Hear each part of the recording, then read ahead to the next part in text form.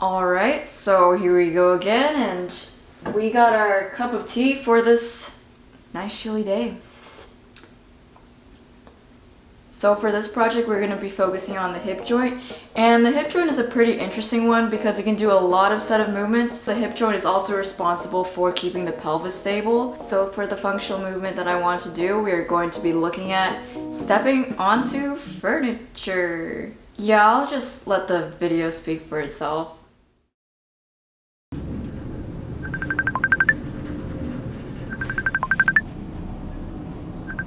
Hey, what's up?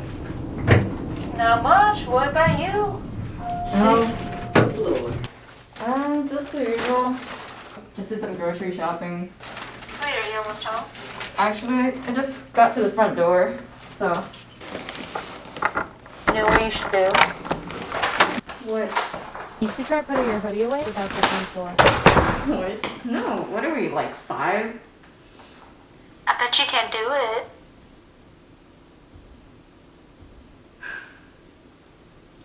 Alright, check it.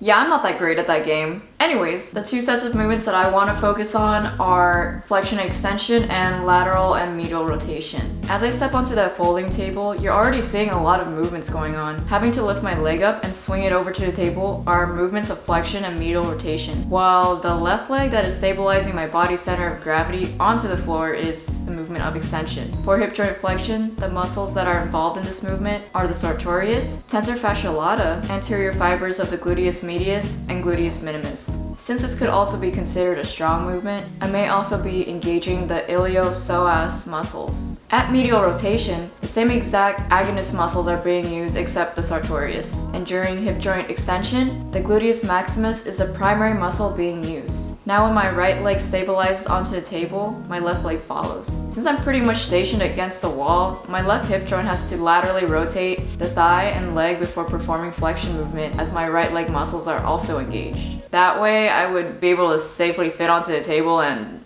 not fall to my death, I guess you could say. So the hip joint muscle involved in this lateral movement is the gluteus maximus. The sartorius would also engage if this joint is also performing flexion and abduction. As I'm in this crunch squatting position, it can also be used in functional exercises and stretches, as they would activate the stabilizing hip muscles. During the step up motion onto the folding table, the correct order of decreasing the likelihood of injury is by applying ankle, knee, and hip joints respectively in order to work against the ground reaction forces. Feet position is also important as the ankle and knee joint follow suit.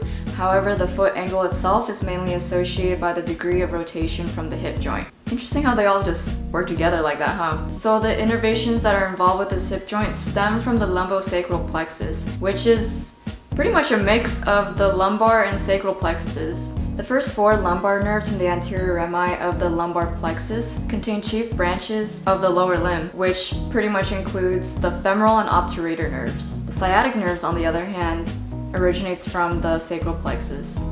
Okay, well, I think that's the last video of the quarter, right? So given these times, I've had to put off a lot of personal creative projects, but I'm glad that I was able to incorporate my film hobbies and my academics, which, I don't know, I think it just makes my learning a lot more fun. So thank you for giving me this opportunity. And to wrap this up once again, thanks for watching, and I'm happy to receive some feedback as well, like usual.